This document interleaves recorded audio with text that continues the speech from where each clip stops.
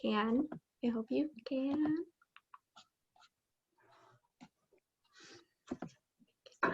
Yes, We can see your class. What? I'm the blind one. Okay.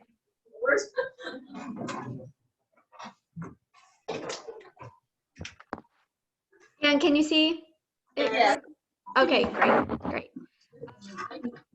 Well, let me go ahead and I can get started for you all. Let me just start by saying I'm Marissa Webb. I'm an investigator with the Human Rights Commission. We will be going over what exactly my job duties are and my role in the commission's investigative process. But first, we'll talk about what is the Human Rights Commission. So we are an independent agency. We don't actually represent the individuals that come through our office unless we determine that discrimination has occurred.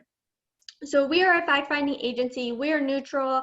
We investigate complaints in employment, housing, public accommodations, and based on the protected classes that you see before you. There are some differences. For example, in employment now, you don't just have to be in Lexington to be protected sexual orientation, gender identity, due to the recent court case this past term at the Supreme Court. And in housing, there isn't discrimination based on age. But just like in employment, there isn't discrimination based off of familial status, which is a protected class in housing.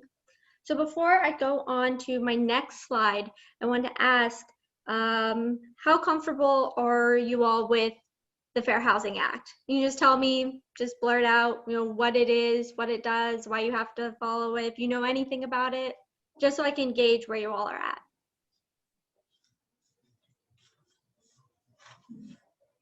Most of us have been doing it for quite a while, so we've had multiple trainings. I think I'm 35 years in, Sierra's 5, and I worked at the other place 3, and then she's been here for a while. Fred, 4, Sean, 5. So we've been around the housing industry for quite a while and had some fair housing training.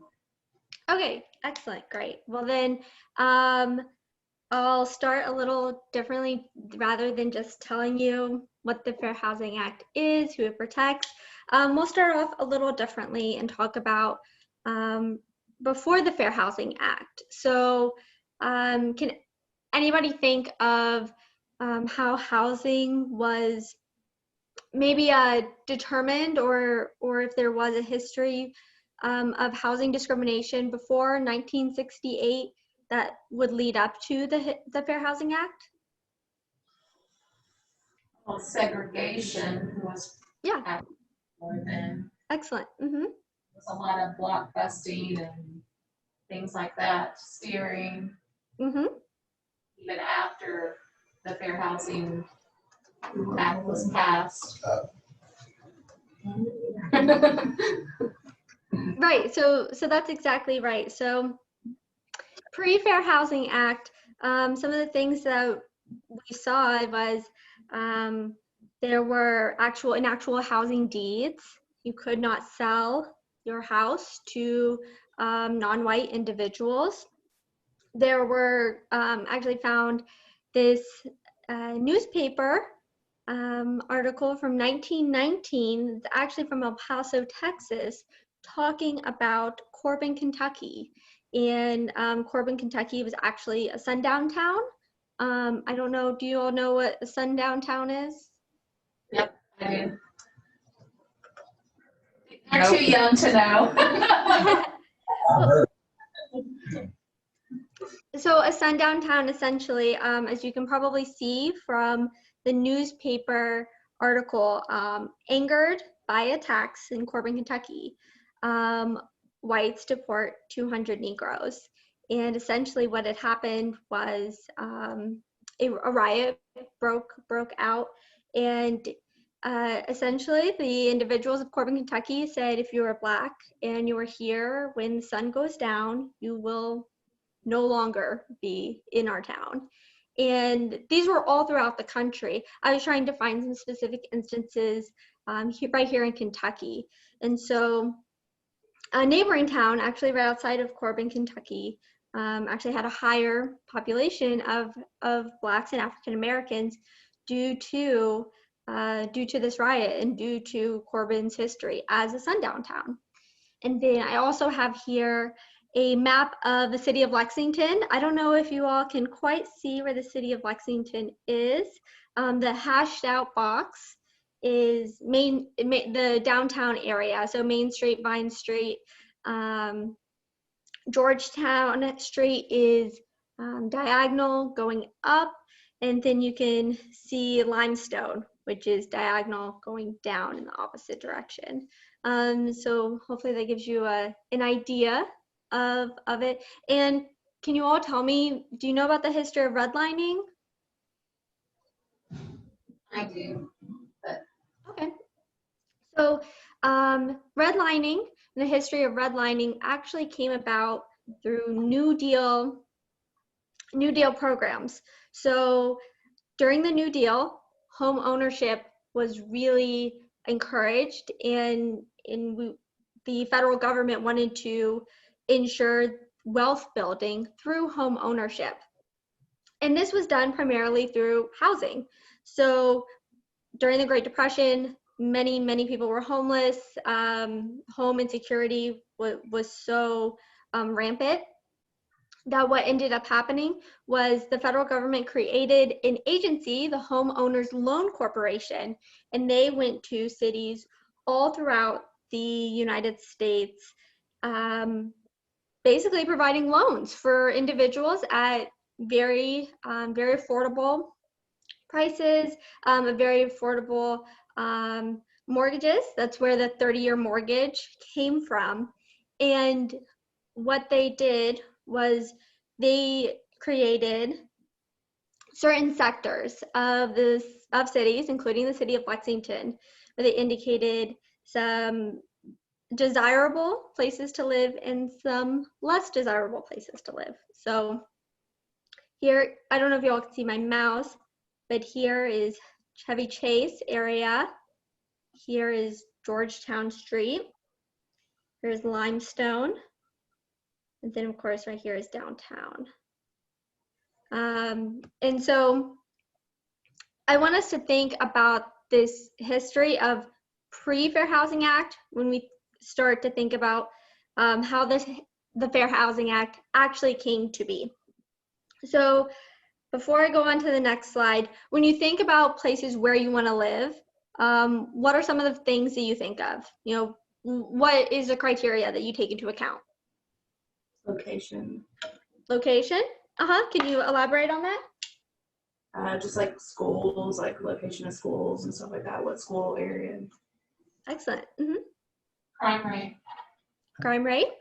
Okay, great. Anything else? What about Our food's okay. Where the nearest Raising Cane's is at. okay, yeah, so access to fast food. Yeah, what about access to food in general, so grocery stores? What about safety? I know somebody said crime rate. Do you take into account, you know, where's the nearest fire station?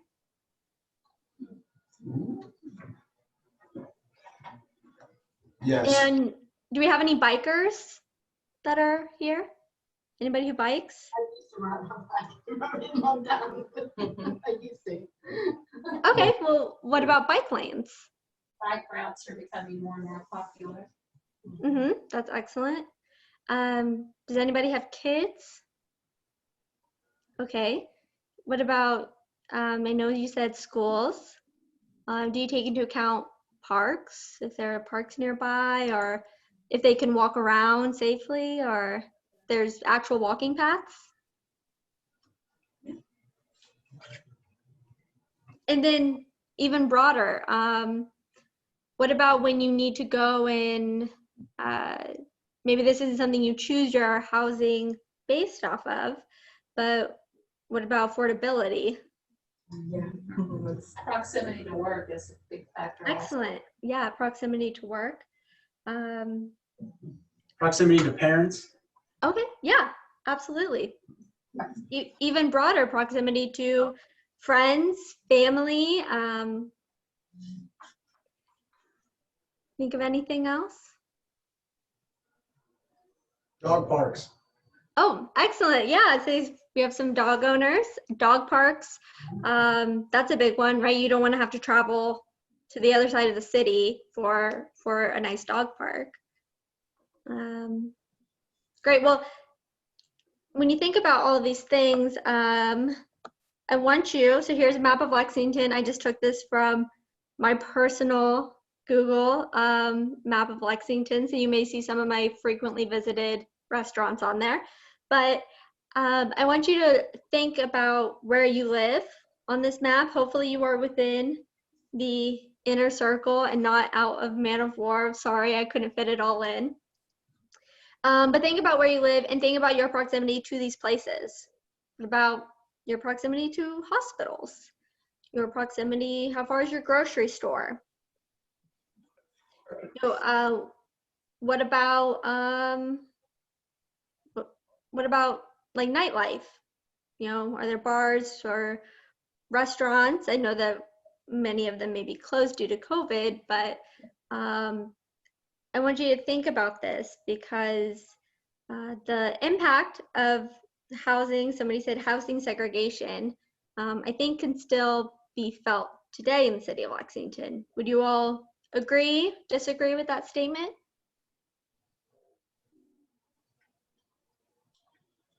Somewhat agree. Somewhat. Right, somewhat. I mean, I think there's areas of town that are certainly in people's mind discriminated against for whatever reason. And, you know, even though we, as a realtor, I try really hard to be able to give people, you know, a view of what we have available. There's always going to be those people that say, I don't want to live in that area.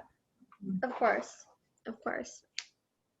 And I think that that's something that is understandable, right? You're always going to have individuals who will say, you know, this is important to me.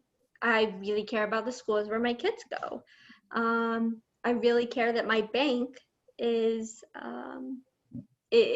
close by and that I don't have to travel to the other side of town to take out money or deposit a check, whatever. So the map that I showed you before, the red line map of Lexington, that map is from 1936. And as I said, the Homeowners Loan Corporation came in, examined the city of Lexington, and then made their map based off of it. So I'm going to go ahead and show you the next slide. And this is that redlined map from 1936 displayed onto the current map of Lexington. So can anybody guess or maybe take an educated guess as to what the different shades mean and entail?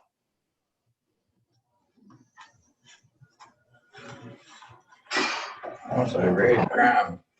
I can't see. Can't tell enough. Put the computer over here. He wants me to hold it. Closer so we can see. Black one. Sorry, I'm a little more interactive in my presentations. Grant that. For now, we'll do it. We'll look. Yeah, it won't go. It won't go. It's not gonna go further. We were looking, trying to figure out where the red line exactly was at. Oh, yeah. I'm not sure if the map is, or if it's on a computer or a screen or something, but I encourage you to stand up and walk closer to the map and really see where some of these lines are. Oh, yeah. We're on it. Rubber, Sierra. As I said, sorry, you didn't know that you would have to. There's, that's Douglas Park, so Masterson class. Better terrain cuisine. Okay, so there's campus, there's the Arboretum. The Phoenix Group, that's That's what I'm saying. okay, so.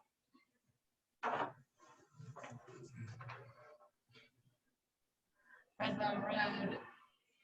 So this would be the downtown portion. Is that the ghetto part of it? And this would be, like. No, I heard somebody say the ghetto part of the map. But no, I think that's good. That's actually really helpful. So, what can you elaborate on that? Can you tell me kind of? Would it be the red where the crime rate? So, the red was actually labeled as hazardous. Oh, Okay. Sean's smart. well, those would probably be areas today where people would say that the crime rate was high, north side. So I'm going to spoil it a little and say that this color coding was not based off of crime rate. Can you guess what it was based off of? Is that what they were basing it on at that time? Race? Race. It was based off of race. Yeah. I guess it. You're good. But do you think in today's, I wouldn't think that in today that those were necessarily the areas that were, I mean, that there was a high percentage of minority, or I would think it would be a lot more mixed up today. Yeah. So I'm actually really glad that you brought this up, because you can actually go onto HUD's website and you can see where basically the entire city of Lexington broken down by race. And you're right, it is a little more, there's a lot more of not just a monolithic race. So not just Black individuals in this one particular area, not just white individuals in this one particular area. But I think that it is important because when we think about, you know, especially how we think of and view certain neighborhoods in Lexington, and essentially now. I live on the northern side of Lexington, Kentucky, and the majority of my neighbors are Black. And I can show you exactly where I live. I think that maybe you can hopefully see my little mouse. I don't know if you can because you've all sat down now, so it's okay. You don't have to get back up. But right here, I don't know if you can see it. Right now, between Elm Tree Lane, between 3rd and 4th Street, and it's currently in the red from this map from 1936. And my neighbors are majority Black, majority African American. So how the federal government created this map, listed this map, as I said, red was considered hazardous. C, or the yellow, was considered definitely declining. B was considered still desirable. And A, the green, was best. And we can see where the best currently is. We have Chevy Chase area right here. We have currently the blue, which is still desirable, but not the best. That land was actually bought by the University of Kentucky for their hospital. But right over here, this area is still green, still houses. And actually, this area, the very bottom green off of Nicholasville Road, I don't know if you can see where this map is, where my cursor is on this map, but right here. Does anybody know what that neighborhood is? Where the green is? Yeah, right. I don't know if it'll let me if you can see my map, between Rosemont Garden and Southland Drive, right there where that green is. Right, Alan? Right, Alan? Southland or? So it's a tiny neighborhood, and it is called, the neighborhood itself. If you zoom in onto the map, which unfortunately this is a picture, so I can't, but it is, the actual name of the neighborhood is WGPL, and that's what they call their neighborhood. And they said, well, it's because of the street names, which is true. You know, there's several streets that kind of block off that square right there. They do start with those letters. However, the neighborhood, by their own admission in 1998, they alluded to the neighborhood name meaning where good people live. And within all of the housing deeds within that neighborhood, because at one time it used to be an estate, it had a specific clause in the housing deed that prohibited any of the houses in that neighborhood to be bought or rented to anybody who was not white. Recently? No.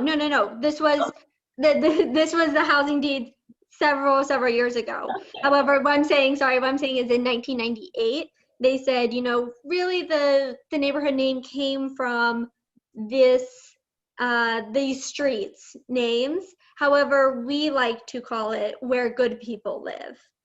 Oh, And so I think having that history, you know, and the people who in 1998 who probably wrote that and loved their neighborhood, they may not have known that their housing deeds even had this clause back in 1860s, early 1900s. You know, they may not have been aware. But what I want to do, hopefully, is demonstrate how this history of housing segregation, it's not just, you know, big cities, Chicago, Detroit. It's also happening here in Lexington. And this is why, you know, it's in everything that we do. Where you live, as you all stated before, it affects the crime rates that you may experience. It may affect how close you are to your job. Bus routes, you know, if your car breaks down, if I'm not super close to my job, that means I may be spending a lot more money in an Uber, or I may have to take the bus. Is there even a bus route over there? You know, where I live, I currently live in a place where there's not access to food and vegetables for more than a mile. Is there a grocery store nearby? All of these things, access to food, your access to hospitals, where all the hospitals are in the city of Lexington. These things are impacted by where you live. And the history of housing segregation really affects these small things, you know, is the sidewalk clean enough for me to actually like take a nice walk in the afternoon now that it's getting cool? These kinds of things. So I want us to think about this history of housing segregation, specifically here in the city of Lexington. I want to take it home. So that way, when you are thinking to yourself, well, the property value in Chevy Chase is a lot higher than the property value over on Elm Tree Lane. Part of that is also stems from this history right here in our own city. Do you have any questions or anything about that? I know that was a lot of information that I just dumped on you. So I want to make sure that I answer all your questions or any concerns or any pushback that you may have. Nope. Okay. So this is the precursor. As I said, this map is from 1936. This is the precursor to the Fair Housing Act. And the history of the Fair Housing Act, we have a couple of laws that were in place pre-Fair Housing Act. Civil Rights Act of 1866, right after the Civil War, all the way leading up to the Civil Rights Act, 1964, 1968, otherwise known as the Fair Housing Act, the Housing and Community Development Act of 1974, and the Fair Housing Amendments of 1988. Does anybody know the actual, what sparked the Fair Housing Act being passed?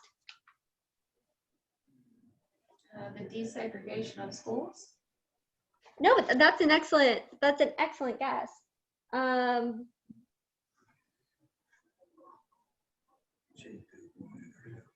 So it was in 1968, there were several assassinations, and one of them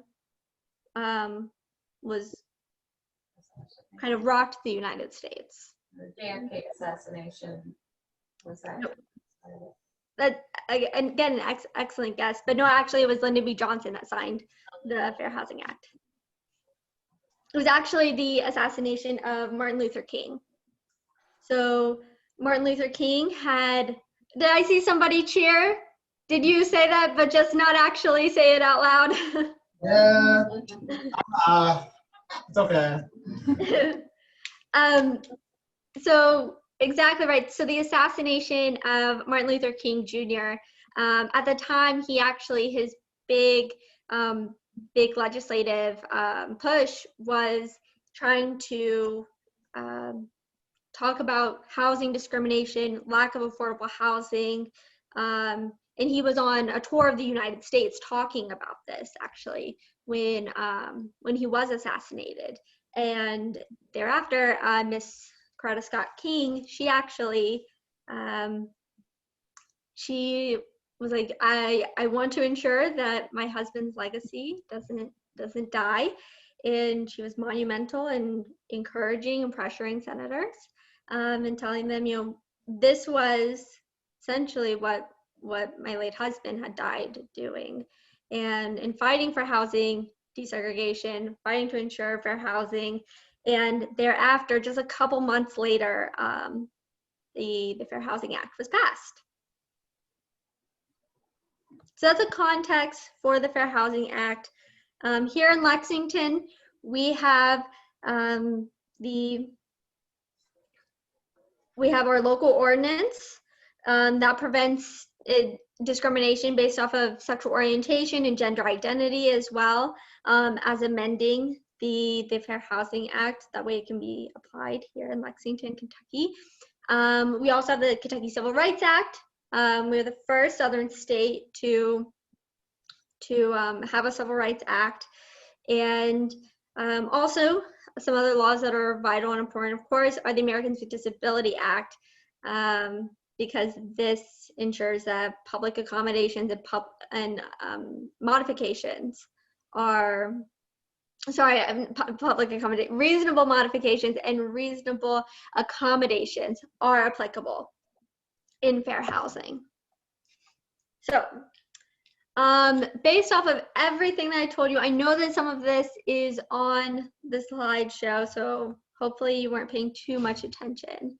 But we want to think of the Fair Housing Act as a floor, not a ceiling. And that's actually how the law was written in 1968, to be a floor. Again, I know I may have cheated a little because I just moved too fast on the slide, but can you think about, what is the true purpose of the Fair Housing Act? To make sure that everyone has an opportunity to have decent, safe housing, no matter what their race, color, religion, national origin, that they have the same opportunity as everyone. Absolutely, absolutely. And part of that, of course, is thinking about, your address is more than just your zip code where you live. Your address really does provide those opportunities. It determines the schools you go to. It promotes, towards the Fair Housing Act, it promotes integration, we can argue whether or not Fair Housing Act has been successful on that. But as I said, it is a floor, not a ceiling. So we can only continue, we can only keep going from here. It's supposed to be broad, expansive. The Fair Housing Act actually has some very vague language, which unfortunately for us investigators, that means that it's not just black and white. It's not as though somebody, you know, if you've ever been on the other side of an investigation, usually we have a lot of questions, we're requesting a lot of documents. And part of that is because we have to analyze these various specific cases, case by case, based upon this legal framework, which is quite expansive. So I know that we've already talked about this. Healthcare, recreation, where your children go to school, danger, somebody said crime rate. And the Fair Housing Act is supposed to promote economic growth. You know, if that red line map was the context of just 12 years before the Fair Housing Act, or sorry, 24 years before the Fair Housing Act was passed, then we want to ensure that, you know, we are promoting integration. We are promoting greater opportunity through our access to equal housing. So I went too fast. Anne, I believe that you said a little earlier, do you know what all the protected classes are? Probably no, but I don't know if I can. Go ahead, just yell them out and we'll see if we can get there. Race, religion, Mm-hmm. national origin, Yeah, sexual orientation or gender identity. excellent. Can't remember. What about when, oh, go ahead. I used to have a little thing to remember them all, but I'm too old to think about it now. No problem. What about when somebody requests an ESA? What is that under?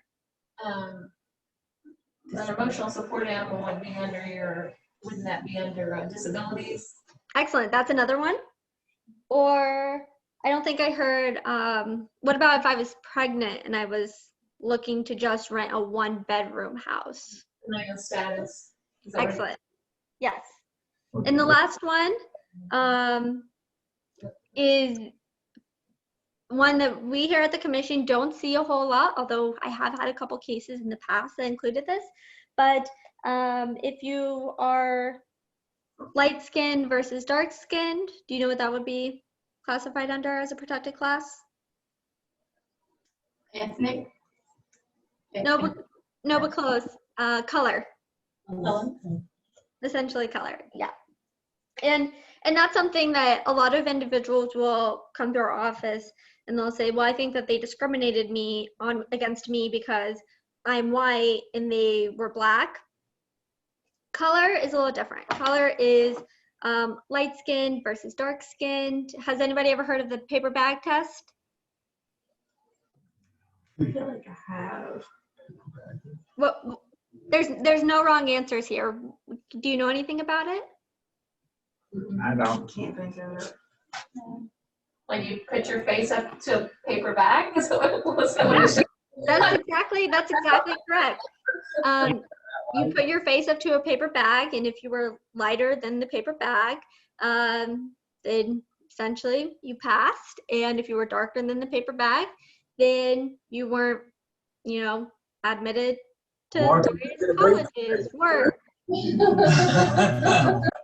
This is back to our vacation Bible school, but everyone is just a different shade of brown. Well, we read. Okay, so I mean, yeah, you could have my mother is Mexican American and she's quite a bit darker than me, totally different skin tones. So you're exactly right. If somebody came in and they said you're red, they probably wouldn't do the paper bag test, but if they did make an insinuating comment, or you know, let's say if you had red undertones and you get to work and you see a Washington Redskins sticker on your desk, probably a little bit of colorism that's at play there. So we don't see a lot of those cases, but I do like to define it because I know it's not exactly probably on everybody's radar. So it's exactly right. Race, sex, national origin, disability, color, religion, familial status, sexual orientation, and gender identity. So what we actually do, we have a couple of like tricks to remember it. You certainly don't have to. But we have some where we like would put the, I'm not totally sure what it's called, but you put the letters into a, like Mrs. Prendas. That way you can remember, oh, there's a D, there's a P, etc. That's what we do, but I'm not encouraging you to, as long as you can remember it. Your house and stuff at Elba, I think. That's how I used to remember it, but I keep adding. Excellent. So who must follow the law? Owners, tenants. Do we have, so I know Anne, you're a property manager. What's everybody's roles in here?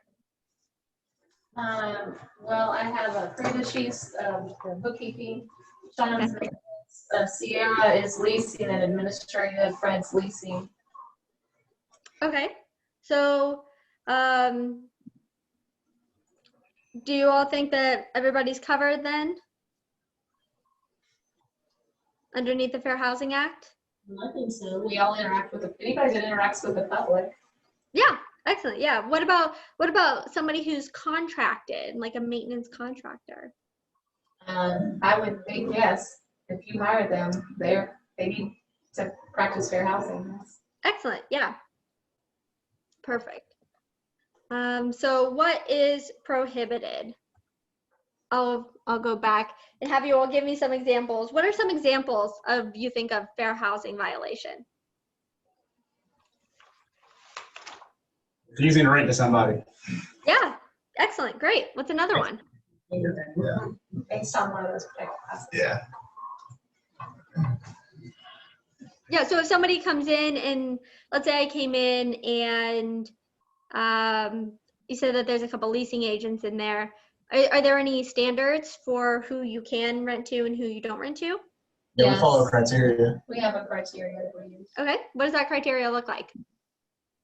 Well, our basic criteria, we're using credit score, rental history, employment verification, No no felonies, no evictions. I know felonies have been a kind of a, I know that they've been visiting that as to whether or not they're gonna allow, I'd heard some things about that, about criminal records, whether they're gonna allow that to be a point of criteria in the future, but that's something that we've used Income. and that we still use.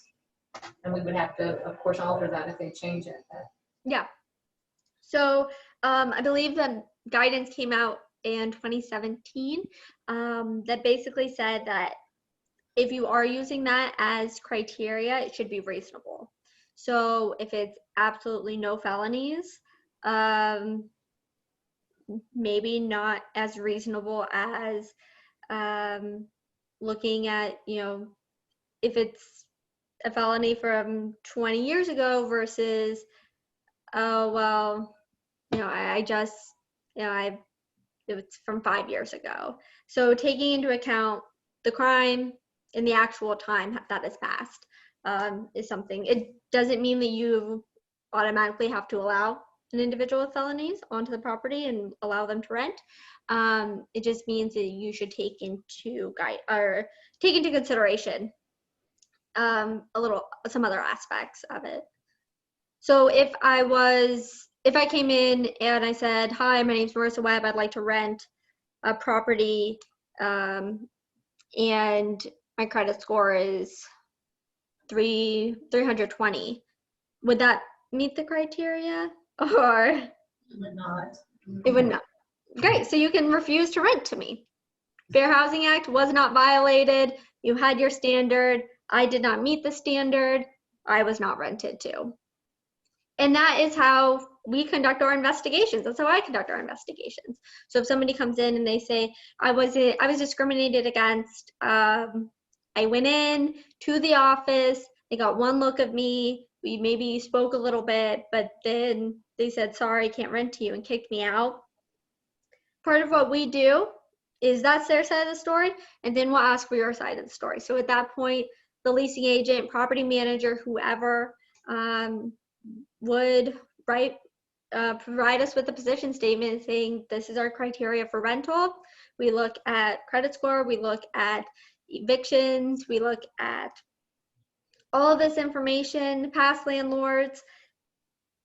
And Marissa had not a great credit score. We did not rent to her. It was solely based off of that reason and that reason alone. Not because she was pregnant, not because she's a woman, not because she's white, whatever the case is. So that's how we conduct our investigations. And that's why sometimes when we do conduct our investigations, we're asking about information concerning the leasing agents. We're asking about information concerning maintenance. We're asking about information, how do you file complaints?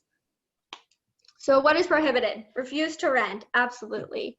Blockbusting, I think somebody said that in the very beginning when I asked what are some discriminatory statements. Falsely denying that housing was available.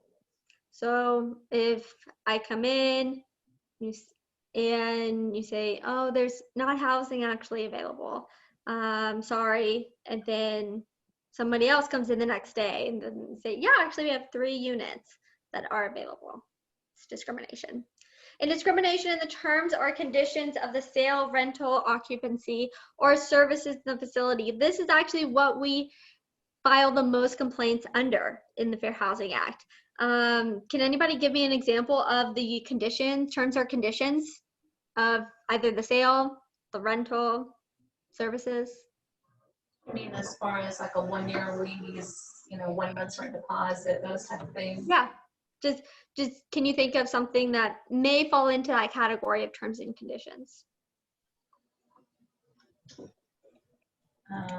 Rent price, if you quoted per person a higher rent price, then you did it on Making the somebody person. pay deposit. Excellent. Yeah, deposit. Deposit could be also if you change them, which, we have a policy that on certain criteria that we will lease to you with an additional deposit if you do not meet this, but we do that consistently. It's not charging you additional deposit because you're white or, black or whatever the situation. It has to do with the process, the application process. But Yeah, and that's exactly right. So a lot of times in terms and condition cases, what we do is we'll ask, what does this policy look like? What do you do in practice? And then determine, so if I'm alleging, my security deposit, I think it's different than other individuals. And I think it's because, I think it's because I'm pregnant. And so I think that the office manager, she may think that because I'm gonna have a baby, my kid's gonna puke everywhere. So they're charging me more in security deposit because they think they're gonna have to repaint the walls. What we would do then is we would say, okay, what is the policy concerning security deposits? Who has a family? Who does not have a family? Who's pregnant? Who's not pregnant? What are their security deposit costs? And that's how we examine these cases. So when individuals come into our office, how we examine these cases isn't just, yeah, they have a really sympathetic story. I really feel bad. I think that discrimination occurred. Rather, we look, again, we're a fact-finding neutral agency. So we look and we gather this information. That way we can hopefully make the best determination, the most factual-based determination that we can. Something else that we see a lot is, do you all hear a lot of complaints about, I've called several times about this maintenance request and I haven't gotten an answer. No, we don't have complaints about that we're discriminating against people because of that. No, sorry, I'm just saying in general. Do you hear that a lot? Of course. Sure. I mean, it happens. Yeah. People think their maintenance request has gone unnoticed.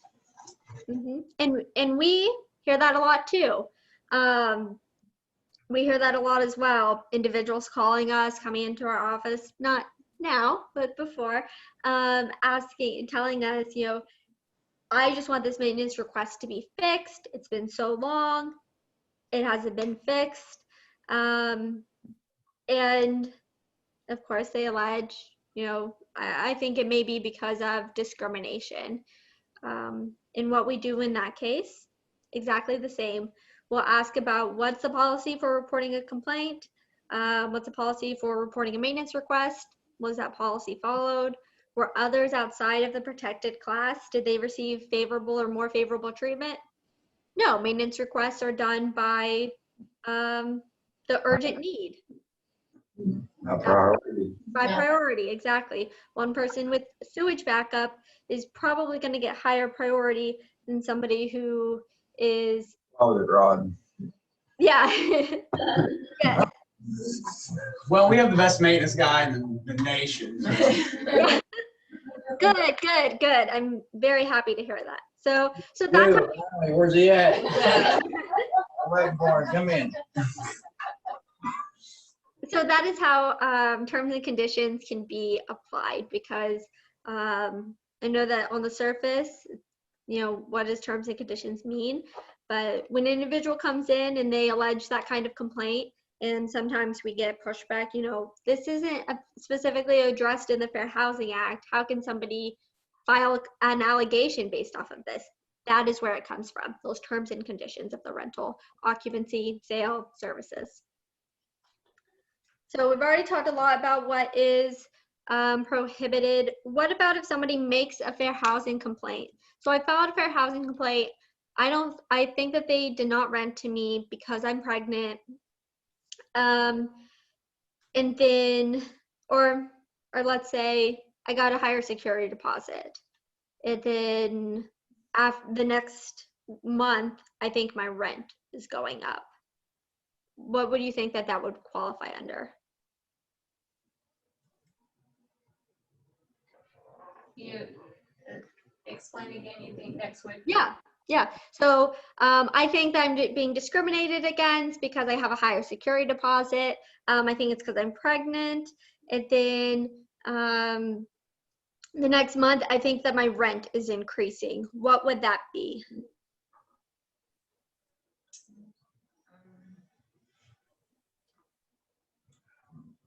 I'm sure you all hear it in your office sometimes, maybe not, but we hear it a lot in our office. Oh, I think you're retaliating against me. Have you ever heard that? Does they file the discrimination suit? Is that what you're saying? Oh, okay. Sorry. Yeah. Yes. But we try to be consistent with our renewals as far as increases of rent. Yeah. Images and so forth. We Of kind of course. So our whole portfolio when we're looking at, we kind of, especially like in our business, we've taken over a lot of properties that rents were in place before we started. So, it's a new owner, so they want to try to gradually increase rents. And so some people are considerably under market and some people are not.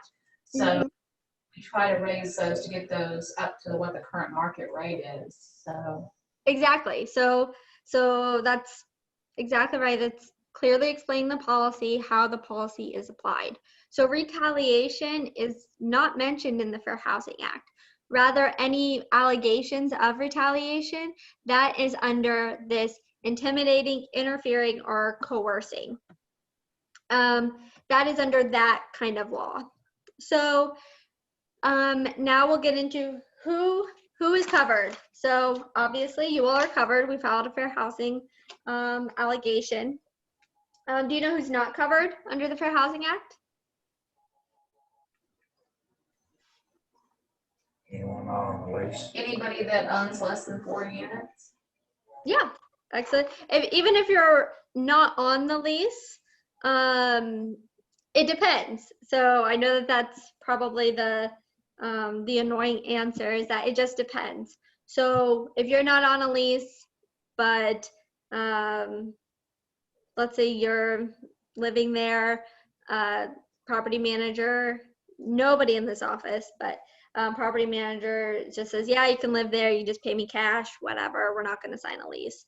And then 3 months later, they kick you out, you allege it's discrimination. Even though there's no lease involved, no paper lease, you can still file a complaint of discrimination.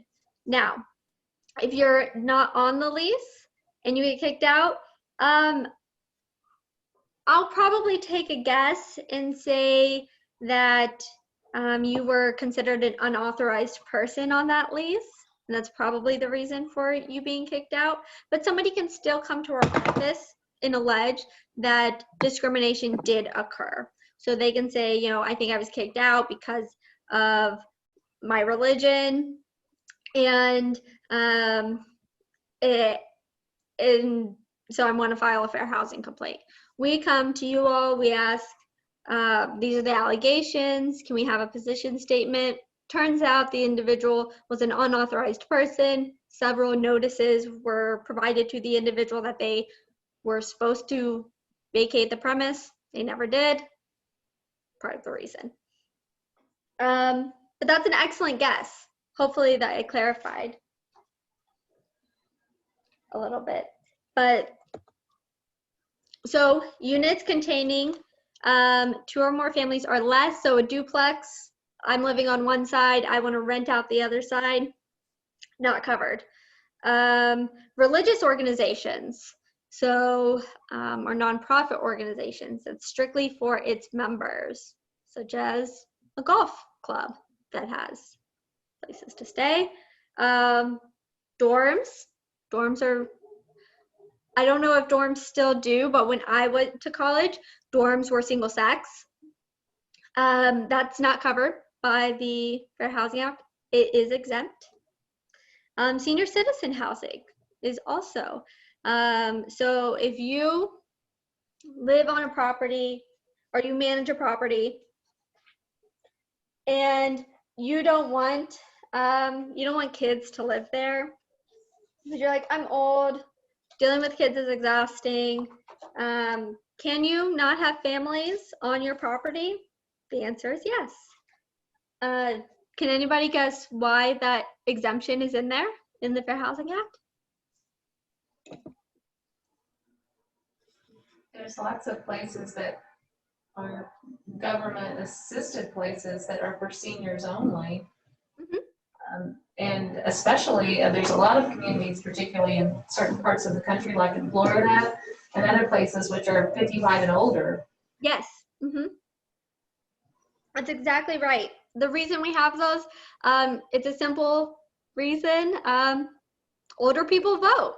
So older people called their representatives and said, we want to be excluded from the Fair Housing Act. We do not want children to reside on the property. This should just be for seniors. And they voted and it passed. So they influence their congressional representatives, which I encourage everyone to do. So refusal to rent, we've already talked about this. Establishing uniform credit references checks, making sure that you're conducting that for everybody. We've seen cases in the past where somebody said, we have this credit check. We contact the past landlords. And turns out they only did that for the Black applicants. So even if you have a policy in place, that's great, but please, please, please follow it. If you're not following your policy, even if it's with good intention, an individual can come to our office and allege that discrimination has occurred. The easiest way is to have a written policy, follow it every single time. What about advertisements? What about if I say, if I have an advertisement and it says, I am, I'm looking for fun, active, just graduated college individuals to rent for my brand new complex. Do we think that that's discrimination? Age. So age is not protected from the Fair Housing Act. So could you put that in your advertisement? See why not? Yeah. Yeah.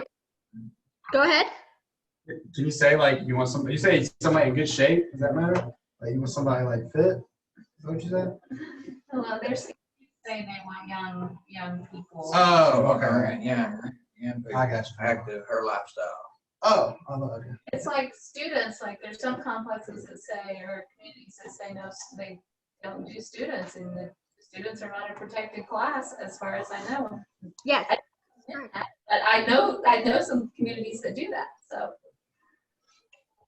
That's correct. So, students, age, not a protected class. Now, I think we have our protected classes. I believe, I'm not 100% certain on this, but I believe that like Washington, D.C., they have like upwards of 20, 25 protected classes. I mean, everything from age, student status, immigration status, all the way to political affiliation, which may not be super surprising in a city like Washington, D.C. But here in Lexington, you can say no students. You can also say, part of my terms and conditions is if you are under the age of 22, you have to have somebody else on the lease agreement that is above the age of 22. What if you said something like nice, quiet place, nice, quiet apartment complex, really close to, or looking for nice, quiet families or nice, quiet individuals really close to Lexington's brand new senior center. Is that discrimination?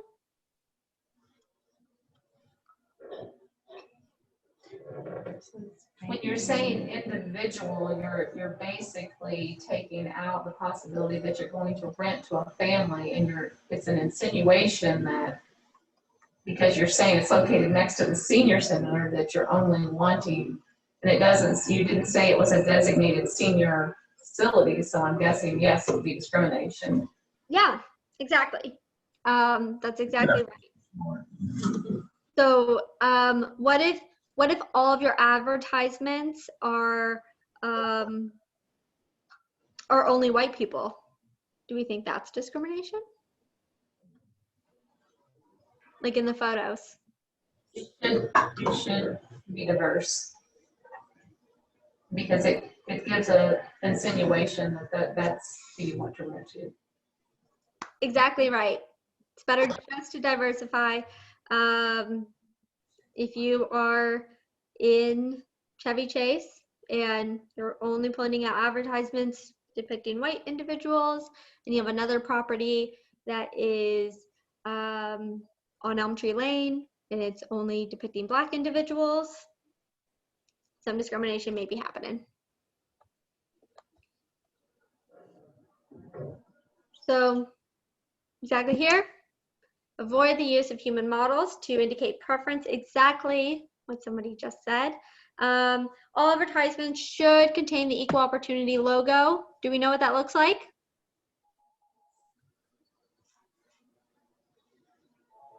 Where's that picture of the wall, that housing thing? Yeah. All of them? One's employment and one's housing. The person housing. No. This one? No, no. The one, that's one. Hey, just Yeah, one's employment, one's housing. There we go. There we go. Yes, yes. As long as you know what it looks like, I'm happy. Yes, the house. Absolutely. I'm sending him running back and forth. Sorry about that. Good. It keeps him from falling asleep. So. So exactly right. Also, putting certain particular media to publish the advertisement should not indicate the preference.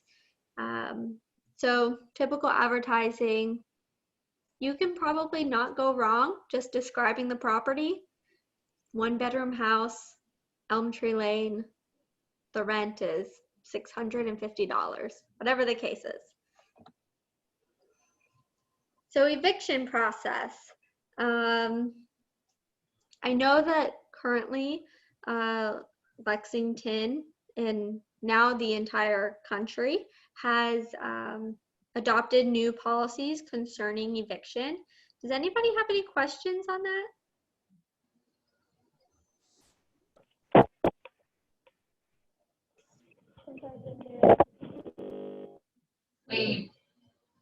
We just let Stephen Marshall handles our evictions, and he keeps us pretty up to date on what we are supposed to do and not supposed to do. But I just speak for my staff. You know, we've really tried to work with people. It's been a very difficult. It's been a difficult year for everyone.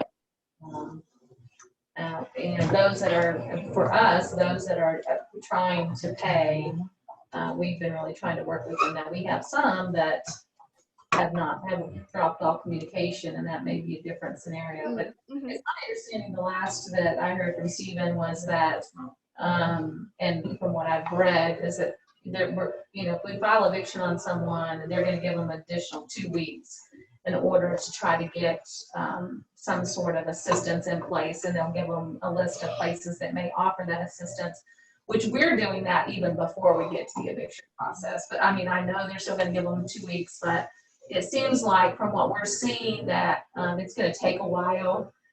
Some of the forms that we've been asked to fill out, they're quite extensive.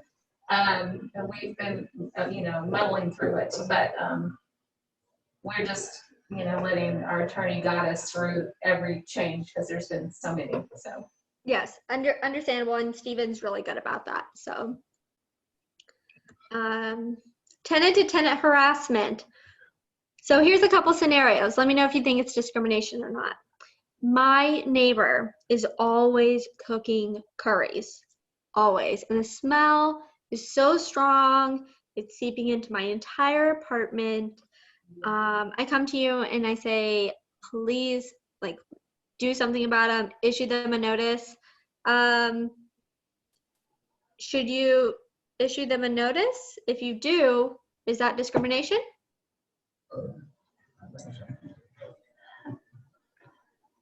That one's questionable. It's it's a difficult one. That's a hard one. I mean, we do get that complaint quite often.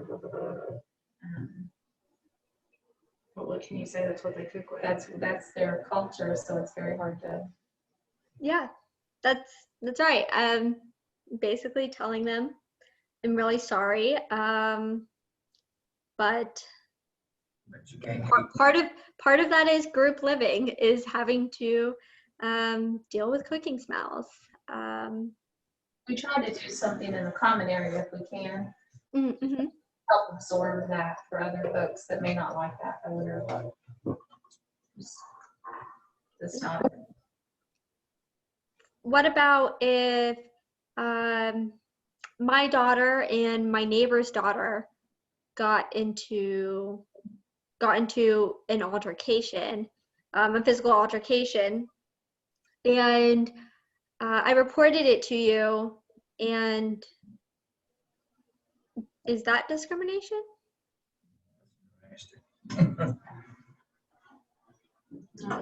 depends on what occurred. I mean, if there was a lease violation, you would have to maybe make note of that to both people. I don't see it as a discrimination issue, but I see it more as a lease violation, possible lease violation issue. I mean, it's got a fight. If they cause a disturbance, they cause damages or something like that.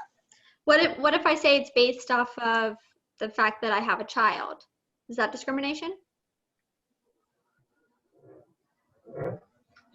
That she assaulted her because she had a child, or Yeah, I just think this is discrimination. her daughter shouldn't have hit my daughter. I don't see it as discrimination, but I mean, Was it on site? Like, Yeah, what if it was on site? Does that make a difference? I mean, it feels like, like the playground, like, you can't really do anything about it. if it's on site, again, I think it could probably be a lease violation. I don't think it Because is. if it causes disturbance, then I don't see it as a discrimination issue. Yeah, so it, from my very small little scenario, probably more likely to be a lease violation. I have a daughter, so I'm protected as familial status, but they have a daughter too. So as long as the respondent, as long as the landlord provided, lease violations for both parties, or if one party was the one who instigated, probably more of a lease violation issue rather than discrimination. What if I have an emotional support animal and I don't wash it, it really smells? What about that? My neighbor complains. We just inspected a unit the other day that had a smelly EMS dog, so I'm just, Okay. it's not a really good example. Yeah. Well, the issue with this was that this dog is causing, damage to the unit because the carpet stinks. Mhm. It's new carpet and now it stinks like a smelly dog. I think my understanding, and you can correct me, I'm sure you will if I'm wrong, but if they have an EMS dog, that doesn't alleviate them from following policies for taking care of that animal, such as keeping it clean, keeping it from damaging the unit, picking up after the dog. Even though a lot of people will correct me when I say it's a dog, because they say it's a support animal, and I'm like, well, it still has function. It still goes to the bathroom. It still, it still does these things that need to be tended to. Yes. So exactly right. They still have to follow the policy. That's what I would think. What about if my dog stinks, it's all over the carpet stinks. Can you charge me for ruining the carpet? Yes, I think so, yes. Maintain the animal. You're right, I probably should maintain my animal, maybe give it a bath. But you can charge for the carpet. That's not discrimination. Make sure that you document everything. New carpet installed. At the end of the lease, carpet stinks, heavily stained. Dog missed the pee pad, whatever the case is. What about somebody who doesn't speak English? Are you required to give them a lease in their native language? Yes. Or have someone to translate it for them, right? You can do that as well. Are you a government assisted property? Do you receive federal funds? No. Then you're not required. It is great practice too. But depending on the entities who are required to, that absolutely have to, are those who receive federal funds. Okay. We usually have somebody there that speaks, that will translate.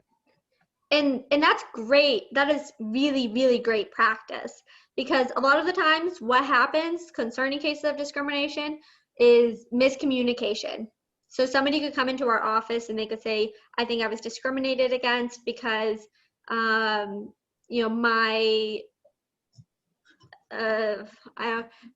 security deposit is higher than I think my neighbors and everybody else's. But if in the policy it says, if X, then security deposit will be higher, this individual qualified for her security deposit to be higher, but if nobody was there to explain that to them in their native language, it's miscommunication. So having somebody there who can translate or having the documents in their native language is such good practice because it can help alleviate that miscommunication, especially if you have a significant population that does not speak English on your property. So it's not protected, as I said, under the Fair Housing Act, but you can't also discriminate against if you say, well, really don't have to explain this to all of this certain population because they're French and they speak French. I don't speak French, so sorry, I'm gonna have to deny you housing.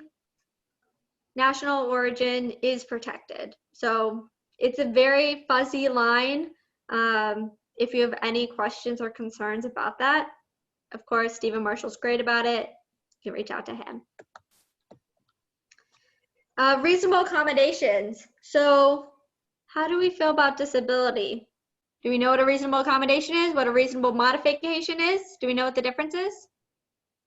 I'll go back. That way you can't see it.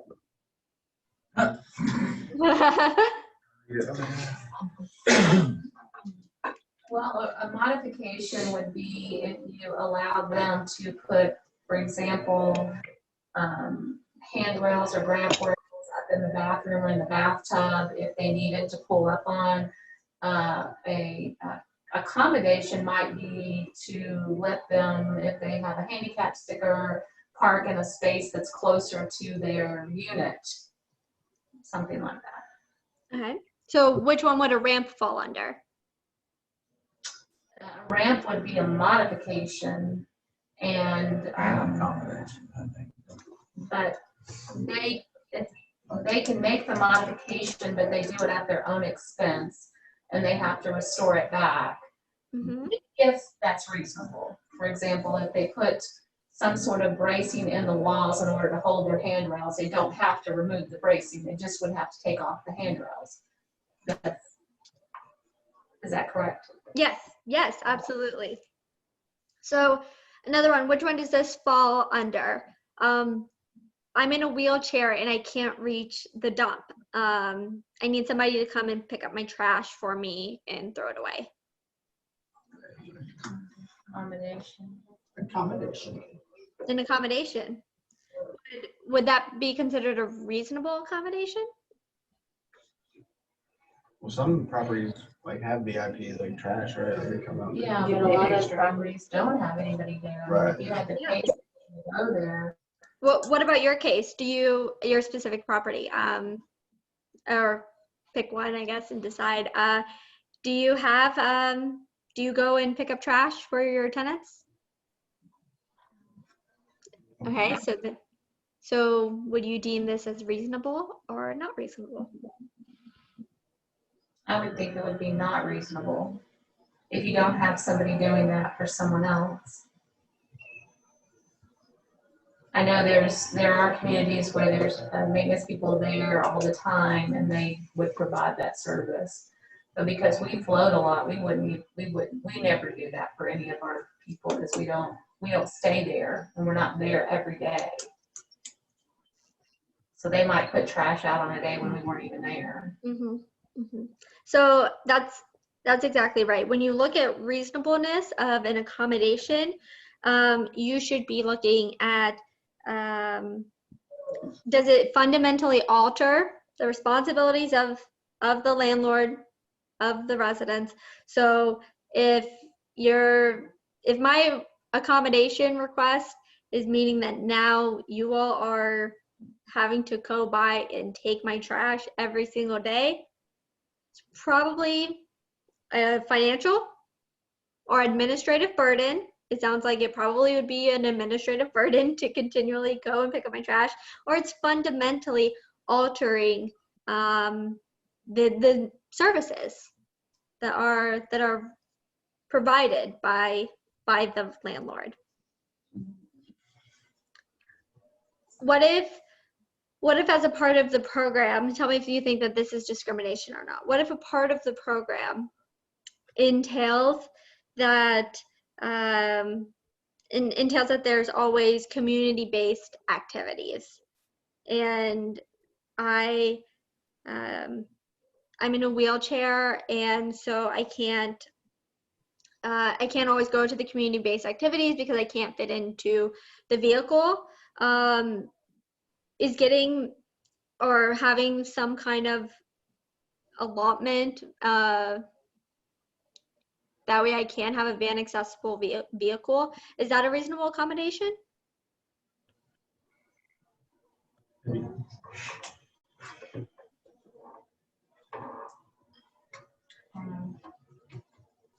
I would say no, but, because of, you're asking them to provide that person with a van or an accessible van. I would think that would cause a expense overburden on the manager or the owner of that property to have to provide a van for someone. And word of mouth get around, you're gonna be buying a lot of vans. Exactly. It's financial burden. Also, the whole purpose of the housing provider is to provide housing. So if you're now you've fundamentally shifted now into just being a taxi or a van transport, taking people to and from these community-based activities, at that point, probably not very reasonable. And you're exactly right, is one person will say, well, I was able to get a van, and probably looking at a lot of vans. Absolutely. So exactly, practical, feasible. It does not change the basic nature of the housing program or impose an undue financial or administrative burden. Modifications, I believe, Anne, as you very clearly stated, it's at the expense of the tenant. Modification. Do you know if there's an exception for that?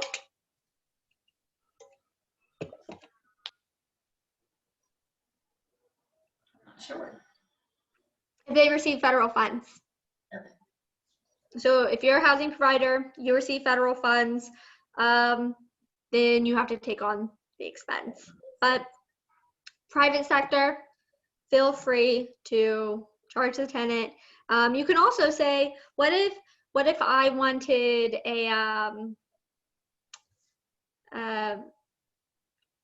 what if I wanted a wooden ramp because it's cheaper, but the property manager says, no, it has to be a metal ramp. I wouldn't fight that fight. Do you think that that's discrimination or not? Is a landlord, property manager allowed to say that? I think they may have to make it to modify it to fit to look right with the Well, building. you know, you could, I mean, I guess, I don't know, but I probably would not. But I guess you could, there could be specifics as to the exterior, because, you know, I'm guessing they would want it to look aesthetically pleasing. And Right. plus, when you set that policy, you would have to set, I mean, if you ended up with 5 wheelchair ramps, you'd want them all to be the same. Mm-hmm. So you can approve it or disapprove it. If all the rest of the ramps are metal ramps, then you can say, sorry, it has to be a metal ramp. You're still allowing the modification, but you, as the property manager, you do have that ability to determine what exactly. It doesn't have to be a modification, and an accommodation does not have to be granted exactly as the tenant requested it. It just has to fulfill that purpose. If this ramp is going to do the same thing as the other ramp, then you can fulfill that reasonable modification request by granting it, granting the metal ramp and denying the wooden ramp. Assuming that they ask you before they do it. Assuming that they ask you before they do it.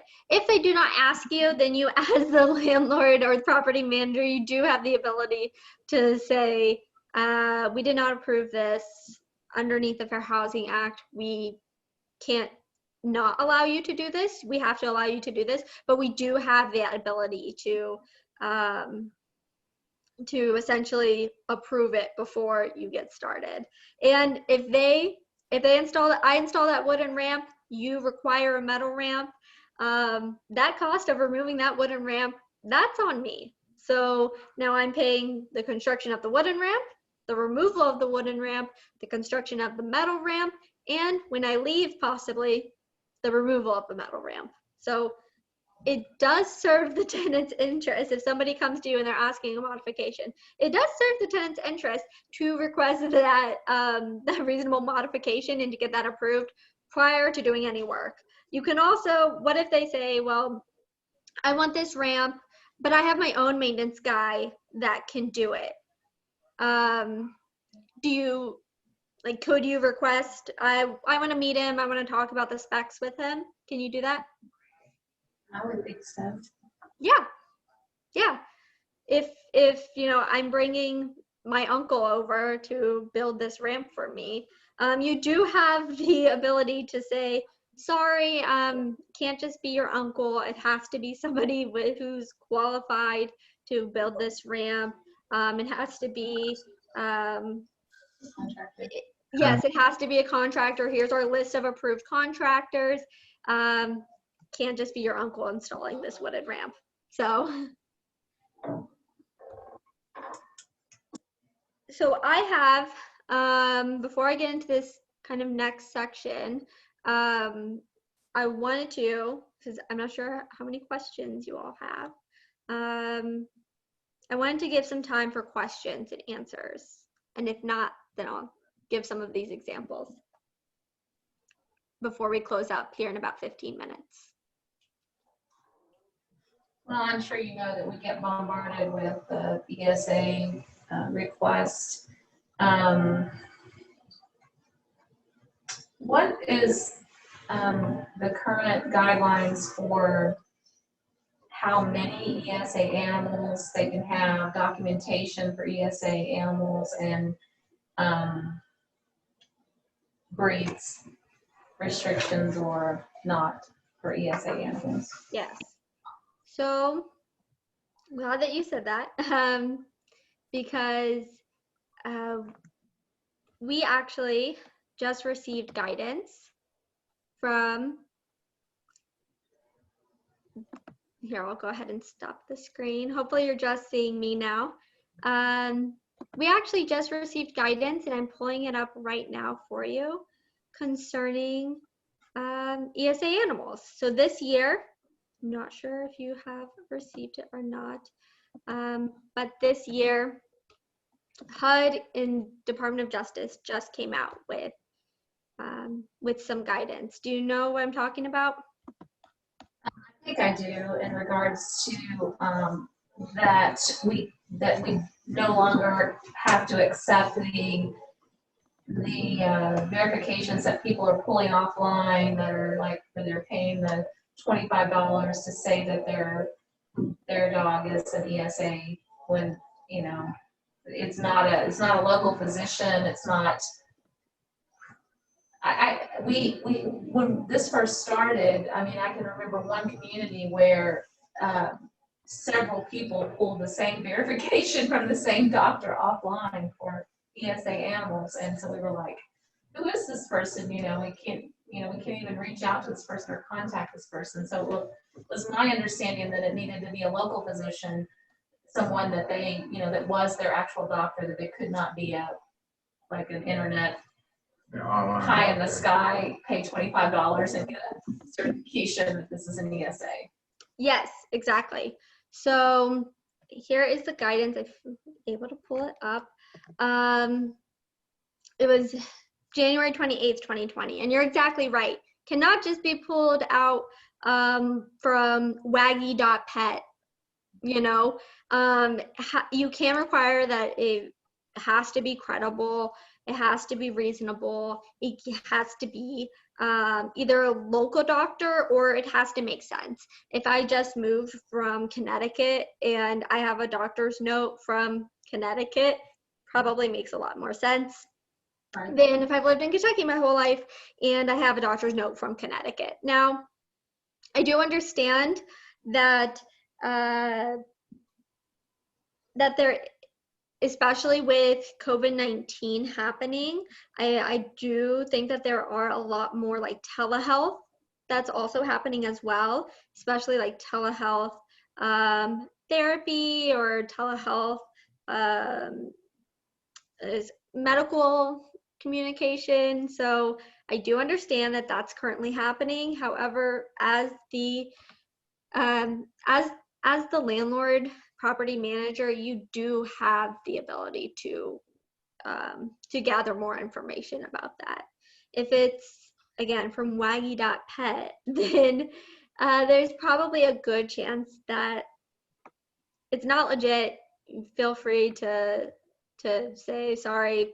I mean, reach out to a local physician here. But if it is from telehealth, you know, I started going through telehealth at the beginning of March when all of this started, and I'm still going through telehealth, and that's how I received it. That may be a different case. Again, I probably would not have said that in February or January of this year, however, due to COVID-19. And if you do have questions about the legitimacy, you can require additional information. Not specifics about the disability, but Right. certainly how long have you been in, how long has this individual been your patient? Big restrictions is that still you can't really, if it's a pit bull and it's an ESA, they can have the pit bull unless the insurance restricts it. Is that like what if the owner has insurance at a company that says that if you allow this person with this pit bull, that I'm going to cancel your insurance? Yeah, so that's also something that we hear a lot too. I mean, hypothetically, what we could do is include the insurance on a fair housing complaint and say, you know, now it's no longer the actual housing provider that's denying the reasonable accommodation, but it is the insurance. If you have insurance that increases, we haven't had any, we've had a couple cases where that's been, you know, our insurance will increase due to having a pit bull or having a Rottweiler or whatever the case is, traditionally seen as aggressive animals in the unit. We've seen that we've encouraged landlords, you know, call your insurance provider and explain that this animal is an emotional support animal. Usually they have clauses within their insurance to allow that and to not raise the price, because then if they raise the price on you for granting an emotional support animal due to the animal, then now you can file a fair housing allegation saying that you were discriminated against for participating in the Fair Housing Act and granting an ESA. We don't want to do that. We've never had it get to that point, but that is something to keep in mind. Like I said, we've had pretty good success with just calling the insurance provider, explaining the animals in ESA. As for having multiple animals on the property, like as ESAs, Like if you have one tenant that says, I have 5 puppies and they're all ESA. yeah, no, I'm not gonna say that like we would like say sorry, but no, right off the bat, because of course we need additional information. Part of what we do is gathering additional information, but I can say with confidence that we've had cases in the past where there were 2 animals in the property and both of the animals were allegedly for one person, and we explicitly asked the charging party, the complainant, what is each animal's function? because, you know, if one animal is, if one animal's function is to help alleviate depression, then the other animal needs a specific function too. Just like with medication, you know, each medication has a specific function to as a part of the treatment. So the animals also need a specific function as a part of the treatment. It can't just be like, I have both of them help alleviate it. I'm not saying that, you know, we'll automatically dismiss somebody who has 5 puppies or automatically dismiss somebody who has, you know, 2 cats, because of course we always need more information, but we do ask specifically what is each animal doing as treatment. Most of the time, we have tried to limit it to, you know, just the one ESA animal. I mean, we've had people that have had like maybe they have 2 pets and they'll say, I have a cat and then I have an ESA pet. And so they do the cat and then they won't for the ESA pet. So I'm with you. We just tried to have some structure to what we do in regards to ESA animals. I mean, it's, we haven't been challenged too much on the insurance thing, although it was a lot worse when the guidelines came out from, you know, when there was some class act, I mean, some suits in regards to owners being responsible, landlords being responsible for allowing pets to be there and that pet biting someone. There was a lot of insurance companies that sent us information for various owners saying you can't take these dogs, and it was like a list of different breeds of dogs. And I told the owners, I'm like, I don't know what to do because, you know, the ESA, you know, you have to take these dogs. But since then, it seems like that the insurance companies have gotten away. We haven't seen as much of that since they changed that and reversed that. So I'm hoping that, you know, they're a little bit more understanding as to the ESA animals. And we've seen a lot of people that have ESA pits and things like that that were, I mean, there was no doubt in my mind that they, you know, that it was a legit ESA dog. So we did, you know, we've just done the normal thing, which is, you know, if they have that, like we do with any other animal, is if they have that animal and they're at other landlord and they have good reference there, and it's not been aggressive, and it's, you know, we really don't try to get into the breeds too much with ESA dogs, but it has came up a couple of times with insurance companies. So yeah, the long run, they kept their dog, and the insurance company, although they threatened to cancel, didn't cancel. But the owners were very, you know, the property owners were very concerned about it, that they were going to get canceled or raised. So. Yeah, if that ESA has a history of extremely aggressive behavior, then that's a little different, right? If it's just blanket, no pits, no pit bulls, then that is not quite as acceptable.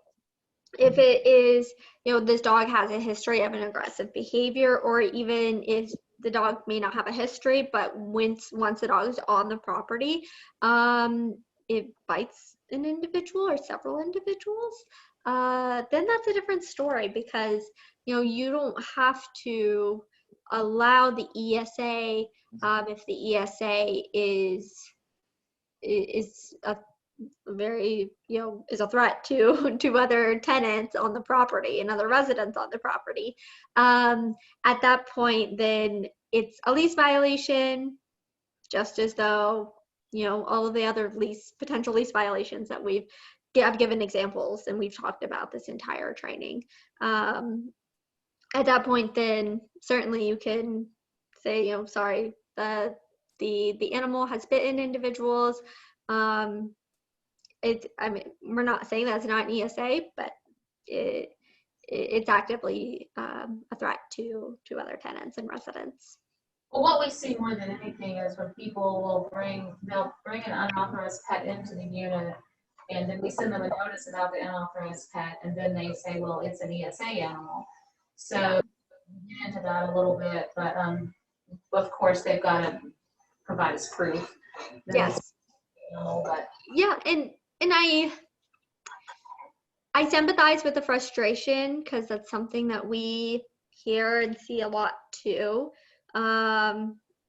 Is that, I mean, I've heard like my own like personal friends be like, oh, if you just like don't want to pay his pet deposit, just get an ESA letter. And I have to be like, no, that's actually abusing the Americans with Disability Act and the Fair Housing Act. You should not be doing that. So I understand that it is very frustrating, especially when you're like, I don't think that this may be ESA, emotional support animal. I think it's just a pet, but because we wrote them a notice, now they're alleging it. I understand that that's very frustrating. HUD's most recent guidance, the one that I'm referring to, doesn't discuss that as an example. Rather, it just discusses where they get the information from. So even after that happens, if their letter is from their local primary care physician, so, I mean, that guidance has helped. So that's essentially where the guidance ends. Unfortunately I can't say anything more than I know that that's an issue. I apologize. I encourage you to request credible for your information concerning the ESA and to keep that dialogue between yourself and the tenant open, the communication. I'm sorry, I can't be of more assistance. Realize that. I just wondered if there was anything else that had come, but it sounds like we're doing what we, Yeah. we're following what the latest guidelines were. And Yeah. And exactly as the same, like, smelly dog situation, you said it's an ESA. If that smelly dog is tearing up the carpet, you can still, present them with, this is violating the lease policy. So you can do that. It's outright denying them the ESA is a little different. Right. Did I answer all of the ESA questions? Hopefully to the best of my ability. Do you have any other questions or anything concerning fair housing or what the commission does? I tried to incorporate a little bit about what we do throughout, how our investigation works. So if we interview you, hopefully you're prepared and you understand that we're a neutral fact-finding agency, just attempting to make a determination. Not to dredge up any bad memories, but can you touch a little bit on the Violence Against Women Act for us, for my crew, and so that we can just make sure we kind of tweak out some of our forms and things like that, so that we're complying and with that. And we haven't had any cases or anything lately involving that, but in case we do have, it'd be good to hear some things on that. Yeah, so, and I have a PowerPoint too that I can email you. I don't want to keep you too late because I understand this is a lot of talk about fair housing. You all have other duties too. So I'll just briefly touch on the kind of the high points of that, and then send you this PowerPoint if that's all right, Anne. Okay, so concerning the Violence Against Women Act, within state of Kentucky, now individuals who experience domestic violence are protected underneath the Fair Housing Act. It would be protected as sex, under sex. Not to say that males cannot be experienced domestic violence. However, it's majority female that are victims of domestic violence. When domestic violence does occur, in order for you as a landlord to potentially evict a tenant or provide notices or make sure that you're following the lease agreement, but not violating this law. Necessary steps to take is if you understand that the individual has filed an EPO, an emergency protective order, an IPO, an interpersonal protective order, it is the tenant's responsibility to provide that to you. Once they provide that information to you, then at that point, you cannot evict them or provide them with a lease notice solely because of this incident, because of the protective order. This can go as far as, let's say, if an individual is needs to change the locks. There are now certain requirements that landlords have to go through, so an individual can change the locks provided that they provide you with a key and inform you that they did in fact change the locks. I believe it's within like a 24-hour, 48-hour time period. So that way you can, that way they can ensure their safety and you as a landlord are not kept out of the loop. So back to that, changing the locks, if they provide you with an EPO, then you're required to change the locks for them at no cost or to them, or? So I'm looking it up. Right now, they can change the locks without going through without going through you, or like the maintenance or whatever that is, just because potentially safety could be at play. Okay. Additionally, another kind of, or say not what we see, but another example would be if the individual had to leave the property, they inform you, here's the IPO I've issued, I'm leaving this property. They cannot then be charged with like early termination fees as well. Let me go ahead and see if I can share this right here. Perfect. Okay. Hopefully, I don't know if you all can see it now. Housing protections for victims of domestic violence. Okay, great. So, like I said, IPO, EPO, domestic violence order. And again, this is solely based upon their status as a tenant for filing these things. Now, where HUD has issued additional memorandums, or specifically these the crime-free policies. So if the police are called once to the property, that's automatic termination or something like that, which we actually do see a lot of. And that is not, not best practice, because we understand that the reason that these crime-free policies are put into place is to ensure safe communities. But in reality, if an individual is a victim of domestic violence, then they may be calling the police because their lives are in danger. And at that point, they should not receive lease termination due to that. Now, that is HUD memorandum. That's not explicitly here within the within these protections. However, HUD has issued guidance to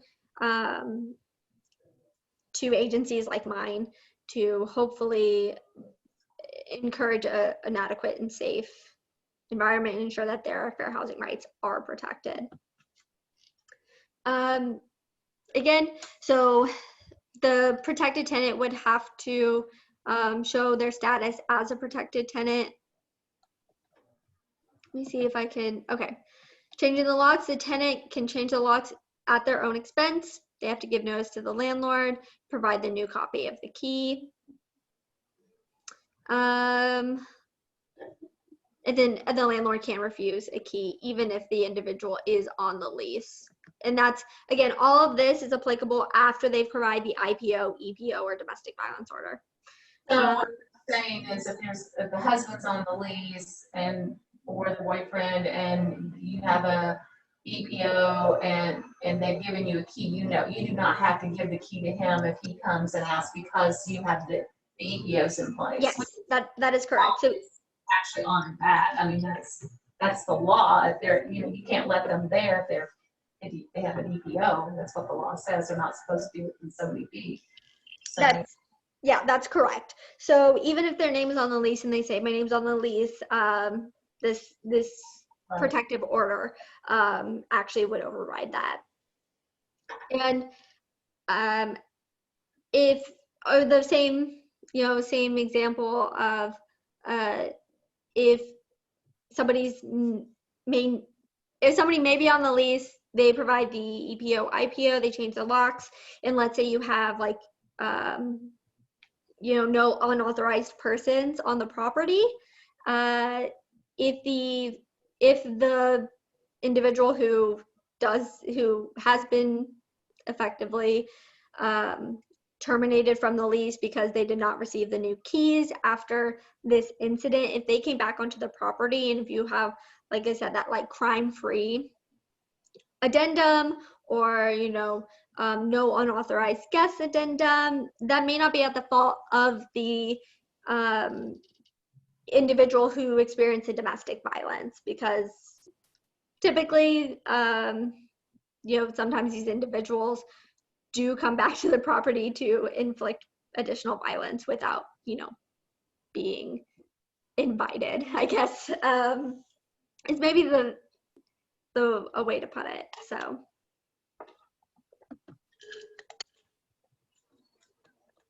again, this is after a tenant provides you with domestic violence order and a personal protective order, they can terminate the lease. They wouldn't be fined for terminating the lease. Again, this is protection due to the safety concern.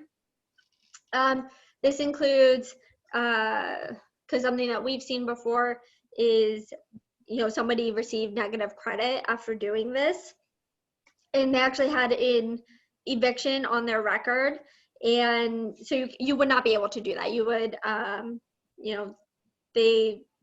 until the date of termination, the rent is due, but they would not be charged any fees for having to terminate the lease early because they do have these protections in place. And you can't give them a negative review solely based on the early termination of the lease. If it is because they received a negative review because they did not pay their rent, then that is fine, because that's not directly related to the IPO, the EPO, domestic violence order, or any of the effects thereafter.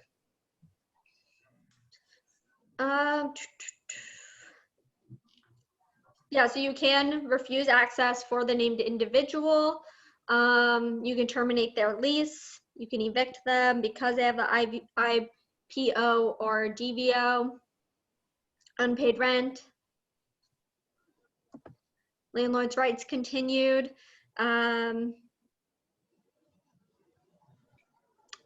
So they are responsible for any losses concerning the early termination of the lease.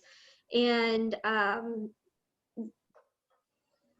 having this documentation really is so important. If you suspect or think that there is a domestic violence situation that's happening, I encourage you to, if the tenant has alluded to an IPO or EPO or domestic violence order, or they are going to court because of that, I would encourage you, if they've told you or alluded to it, I would encourage you to request that kind of documentation, because then that protects them and it also protects you. So if you never received an IPO or EPO, domestic violence order, but the tenant leaves and you never received any kind of notice, that's different. They have to provide that notice. So I know that was really fast. Again, I'm trying to move quickly for you all. Does that answer some of your questions? That's good. Okay, I can go ahead and send this to you as well. Do you have any other questions or anything else? Questions? Okay, I know that was a lot of information. Thank you for sticking with me and participating, say getting up, moving around, answering some of my examples, some of my questions. I do appreciate it. If you have any other questions or anything related to fair housing, feel free to give me a call. Do you all need, before I forget, do you all need certificates for this training? Yes, we do. Okay. You want me to send you a list of names or? That would be great. Yeah, if you could just send me a list of names of all the individuals that attended, and then I can go ahead and get started on that and then send it back to you by the end of the week. That'd be great. Thank you so much. Yep. No problem. If there's nothing else, I hope you enjoy the rest of your Tuesday, and hopefully you have an easy rest of your work day. Bye-bye. Thank you so much. Bye. Thank you. Awesome. Sorry, the first one out here.